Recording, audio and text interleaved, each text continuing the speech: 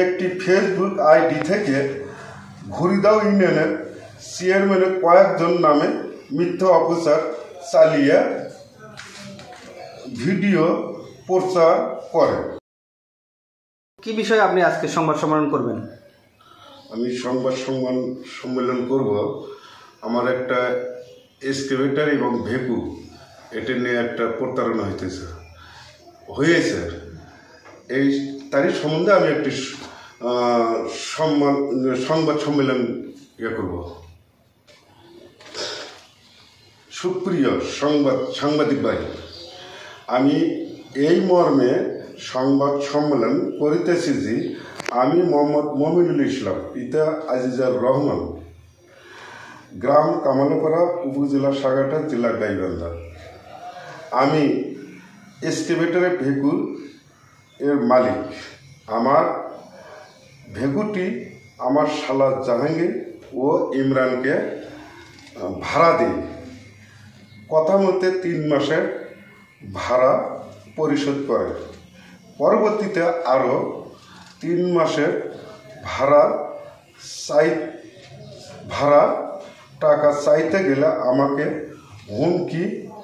হুমকি দিয়ে এবং ভাড়ার টাকা না দিয়ে বলে আপনার শালার কাছ থেকে ভেকুটি কিনে নেব, তাই ভাড়া দেব না। আমি উপায় না পেয়ে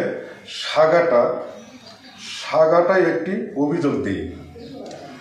পরে আমার আত্মীয় আব্দুর রাজ্জাক উজ্জ্বল সহযোগিতা ভেকুটি উদ্ধার করি নিয়ে যায়। কিন্তু চক্রবর্তী মহলের পরামর্শে ইমরান নিজেকে আহত দেখিয়া সাংবাদিককে নিয়ে আমাকে সমাজের কাছে হেয় করে।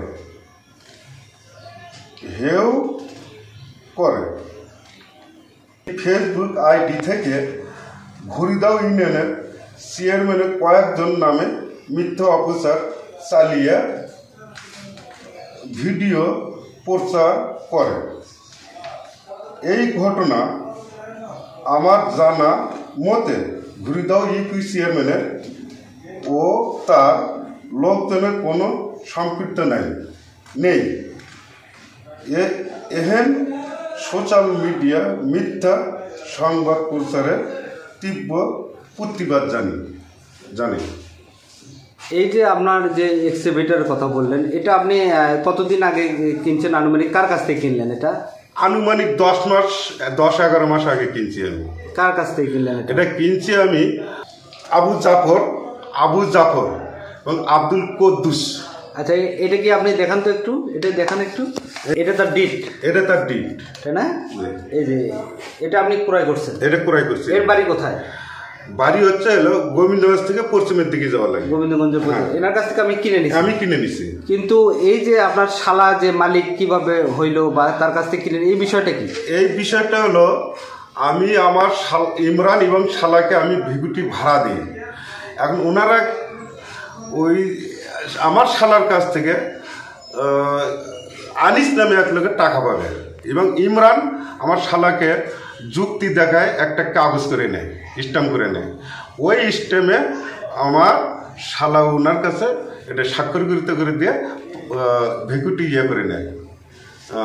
ওটাই দেখাচ্ছে যে এটা আমি মালিকানা, কিন্তু প্রকৃত মালিক আপনি। প্রকৃত মালিক আমি। ওটা কত টাকা দিয়ে কিনছিলেন আপনি? আমি তখন কিনছিলাম 14 লাখ টাকাতে, কিন্তু আর মেরামত খরচ প্রায় 8-9 লক্ষ টাকার মতো চলে গেছে। তাতে দেখা গেল যে 25-26-27 হাজার টাকার মতো। থানাতে যে অভিযোগ করলেন? থানাতে অভিযোগ করলেন যে আমি ভেকুটি পাইতেছি না। আমি থানা কি সহযোগিতা করলো? থানা সহযোগিতা এখন অভিযোগ দিছি, তারা এখন 18 তারিখে সালিশি ডাকছে।